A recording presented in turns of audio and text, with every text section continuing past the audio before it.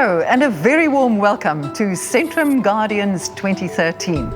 Last week we gave you an overview of what this is about, the remarkable men and women in our emergency services. Every year we recognize the amazing work they do by awarding one team or individual the title Centrum Guardian of the Year. In this episode you will meet the first two finalists for 2013. Two teams who persevered against all the odds to save a life. Your vote will count 50% of the total. The other 50% comes from an independent panel. And you can vote 10 times for each finalist on each of those 4 platforms. So if you use them all, you can vote 40 times for each finalist. Make a difference. Start voting today. After the break, we were searching every day. It's only 48 hours that the chances are you will find the person alive.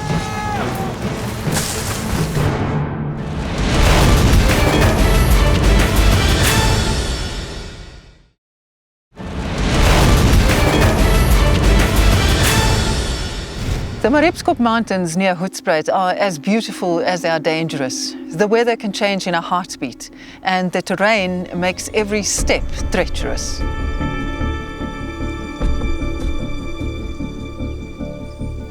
On November the 19th, a Polish entomologist was with a research group in the Mariepskop.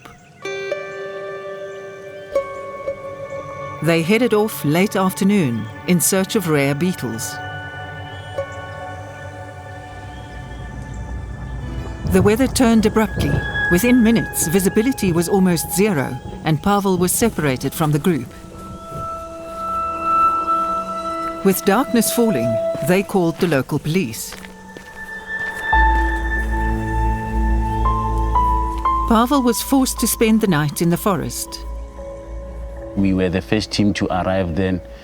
After that, then we had to call for the reinforcement. Reinforcements arrived in the form of the emergency services, police, mountain club and off-road rescue. This was a massive operation. At some point we had 70 people because most of them were volunteers. We end up dividing them into 5 teams. Teams were grouped and briefed about the territory. Teams were working on a very difficult and very dangerous terrain. They were organized into a 24-hour roster system, and the search began. I won't leave the place before I find Pavel. Alive or dead, I'm going to find him. Alone in leopard country, things went from bad to worse for Pavel.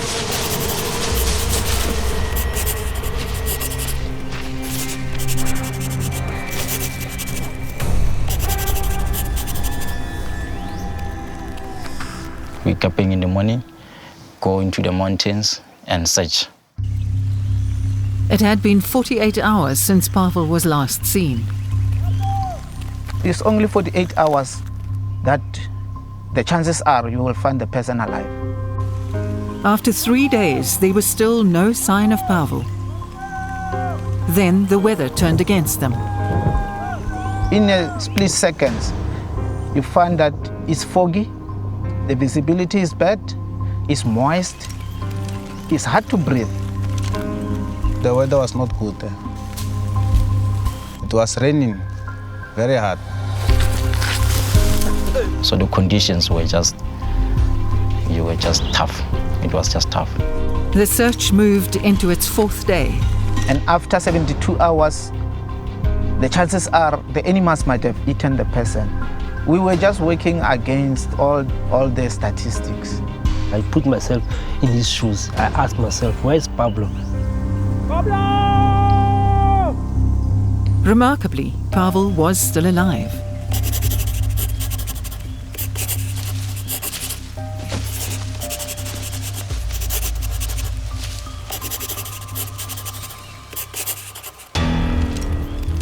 Against the odds, the rescue teams searched on. Searched areas were carefully logged. They were running out of options. One remote valley remained, steep, isolated and dangerous. They said, I need one team that can volunteer to go down there because it's the only place that we didn't search. But I raised my hands. I always imagine, what if that person is me? Sergeant Mabetlela handpicked his team. If I can have this and this and this and these guys, I know everything will be fine.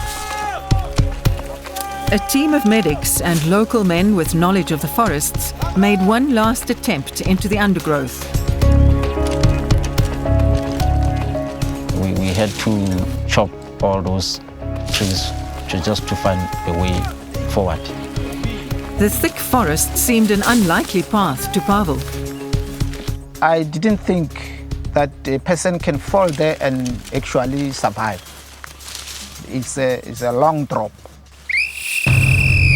At the bottom of the valley, near a small stream, Pavel was hanging on to life.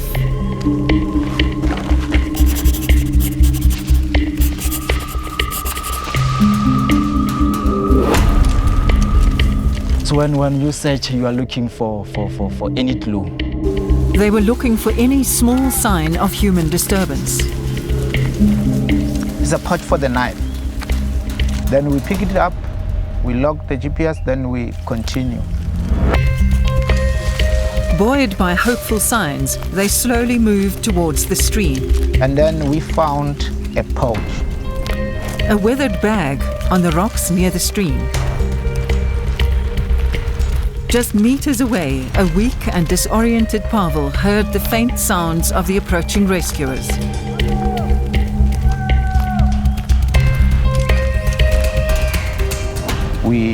We were really just next to him. Then, the unthinkable. We stopped progressing down. There was a big rock in front of us. We tried to go left around it, but we can't. Unaware of how close they were, the team decided to end the search for the day there. Too weak to call out, he heard their voices recede out of the valley. Yes, when we arrive here, they say, all they are from Poland. They say, no, this one belongs to Pablo. Bag and knife were positively identified. Now, we were rejuvenated. They resolved to go back. Tomorrow, guys, we are going to find Pablo. We're just near, just that rock that blocked us. Then tomorrow, we are going to find him. Everyone was believed that the guy is still alive. Day 6, the team set out, determined to bring him back.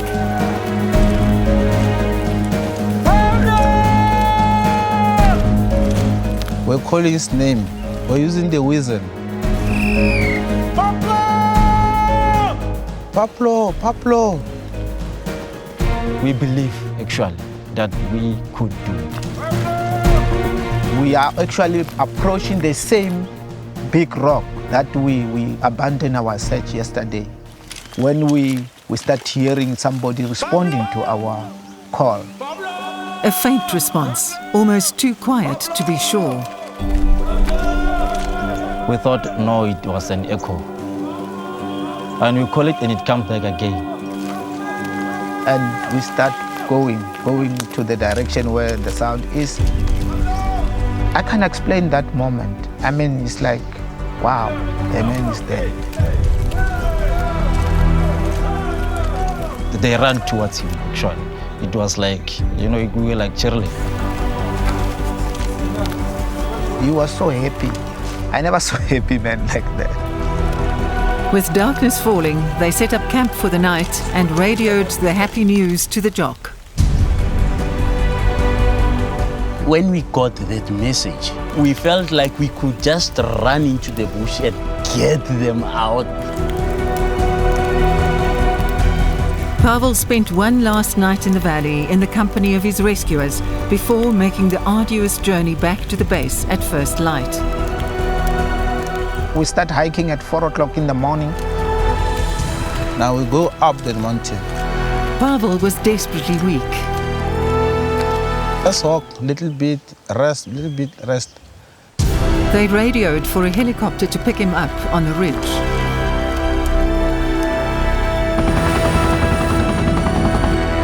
Really, it was just a marvelous feeling, honestly speaking. Pavel was finally on his way to safety. I got the goosebumps when I'm thinking of that particular day, really. If this team inspires you to live life at 100%, vote for them now. Use the word Tenacity and choose any of the 4 voting possibilities: SMS, the website, the Mobi site, or Facebook. You can also use them all. Proceeds from SMS votes will be donated to the team's base station. Now let's get some advice from Gerald about staying safe in the mountains.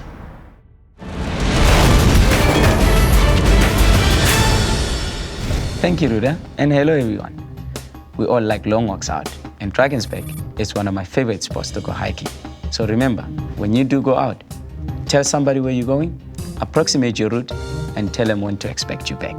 If you do get lost and you can't find your way to safety, these are the most important things to remember in this order: shelter and protection from the elements, fresh water supply.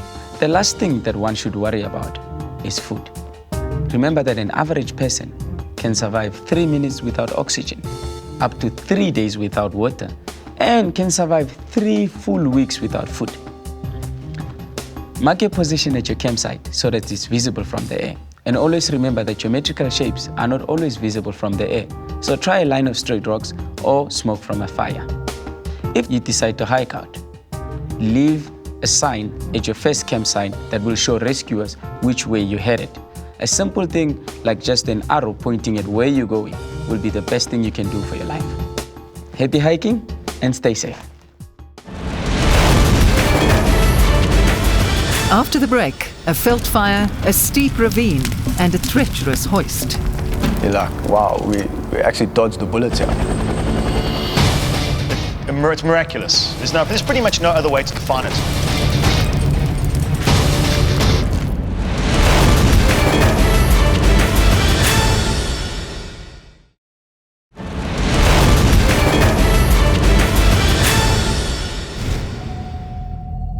Firefighters in KwaZulu-Natal are used to working in terrain like this. But a forest fire is always a very dangerous beast. And if things go wrong, the terrain itself can turn into your worst enemy.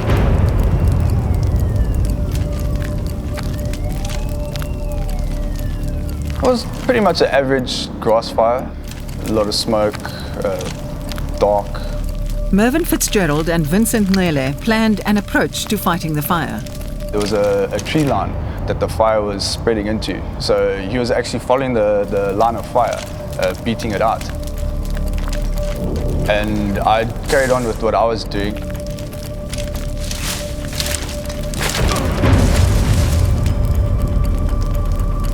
I looked back to where he was and I couldn't see him anymore. I started shouting for him. I didn't get any response. So I shouted again. It was when I realized something was not right. Then, a faint call from the bottom of the ravine. I could hear it was extremely distressed, like fear. Yeah, I immediately notified our communication center that we got a firefighter down. We started proceeding, calling at the same time to try and get a location where he was. The team could find no safe way to reach their stricken colleague. It was definitely specialized equipment that was needed to be able to gain access from the height that he fell. Rescue tech were called in to assist the firemen. One-time patient, male, approximately 34 years old. He was alive and vocal, which is fantastic. Vocal is always good. They immediately set up a joint operation center. All the heads of the emergency services would come together and decide on a plan of action. Cool. So we knew that we were going to need harnesses, we knew that we were going to need abseiling equipment. I needed my advanced medical equipment to take down. Rescue tech knew this would be a high-risk operation. Gear was checked and cross-checked. Firefighters led their colleagues headlong into the burning bush. It was difficult to maneuver through the terrain. And you've got smoke, and you've got fire around you, and you're completely disorientated. It was so hot that the actual The fume from the burning timber was running up my pants, and I was like, you could feel the waves of heat running up you. It was incredible. Rescue Tech depended on the firefighters to lead them safely towards the ravine. So you actually had multiple flame fronts, and we actually had to get Rescue Tech down through the steps slope between these flame fronts to actually get to the rescue sites at the bottom. The firemen that were around us were very experienced. They had made a way for us. On first sighting of the injured man, they knew this was out of the ordinary. Scary, high. I did not believe that he was still alive. It was a breathtaking height. The mere fact that a human being had survived this fall was short of a miracle. The height alone should have killed him. The only way out was to actually get him out with an aircraft. It would have been the best case scenario. With the aircraft on its way, Rescue Tech turned to the challenge of getting to Vincent. We did a quick assessment where they're going to jump from. Looking for the easiest possible access point. They were looking for a sharp, unimpeded drop. And a lot of large trees where we can tie ropes as anchors. They quickly set up a dual line system. Everything happens on the main line, your abseil, your equipment descend, and your safety line is a pure backup if anything goes wrong. The team were challenged with far more than a dangerous abseil on the burning mountaintop. It was the rescue. We had to keep the fire back from the work area, and we still had the fire raging up the gorge, threatening properties behind us. Everything they have there is flammable. Their ropes are flammable. Their slings are flammable. The anchors that they're anchoring to in the form of the trees and whatnot are flammable. The odds were building against them. We had to make sure there was no ashes or hot surfaces. We had to fuel the trees. In some places we actually wrapped blankets around the trees. Time to execute a safe rescue was running short. When you know it's one of your fellow colleagues, knowing that you have to get to him as soon as possible, but knowing that you have to do it as slowly and safely as possible, it's two things you got to weigh up. Your ropes get thrown over the cliff face, and then you attach yourself to your rope with a descending device. You look up, you look at whoever's checking you, over into the big black hole. Nicholas Holmes was first over the cliff edge. I took the stretcher and all the medical equipment attached to me at the same time, so I had a high load on the line. The high load, the fast approaching fire, and poor visibility escalated the dangers. So I couldn't really see what the bottom was like until I landed on the bottom. Nicholas landed safely on the ground. The other paramedics began their tricky descent. We've got ropes working now where you got people dangling off the end, so you've got to keep the fire back from that. I had never ever pictured or even imagined myself or my team being in this sort of danger or challenge ever, not in my entire life. You've got to be focused 100%. With crew and equipment safely on the ground, advanced life support paramedic Paul Knussen made his way over to Vincent. The relief on his face to see that we had arrived, I think we both expressed feelings. My name is Paul and I'm a paramedic from Yacht 24. So it was actually quite a special feeling at the end of the day. Details of Vincent's injuries were relayed to the top. On assessment of him, I found that he had broken his femur, which is a very, very large bone in your leg. While waiting for the helicopter to arrive, paramedics stabilized Vincent. When they told us the helicopter was going to take a good few hours to get to us, we thought, well, his injuries at the time weren't life-threatening. We set up the necessary equipment, we put him on some oxygen, we settled him down a little bit. I managed to establish an IV line, we gave him a little bit of analgesia to settle his pain, and we managed to splint his leg as comfortably as we could. He was very calm throughout the whole incident. All they could do now was wait for the airlift.